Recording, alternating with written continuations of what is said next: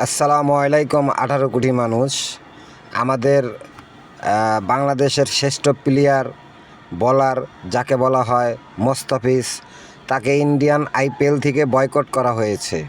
যাই হোক, যদি তারে বয়কট করা হয়, আমাদের বাংলাদেশে যতগুলো চ্যানেল আছে ইন্ডিয়ান, প্রত্যেকটা চ্যানেলকে আপনারা বয়কট করবেন এজন্যই, যেহেতু মোস্তাফিজরে বয়কট করা হয়েছে। আমরা আইপিএলকে বয়কট করব।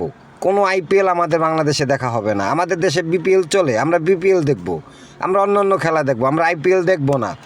আইপিএলের কোনো চ্যানেল বাংলাদেশে চলতে পারবে না। আপনারা 18 কোটি মানুষ সবাই বয়কট করবেন, অবশ্যই বয়কট করবেন। যেহেতু আমাদের মোস্তাফিজরে বয়কট করা হয়েছে, আমরা ইন্ডিয়ান প্রত্যেকটা চ্যানেলকে বয়কট করব। কোনো আইপিএল আমরা 18 কোটি মানুষ দেখব না।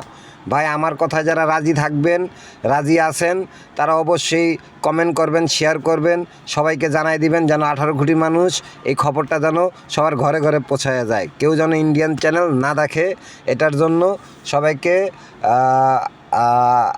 আন্তরিকভাবে বলেন।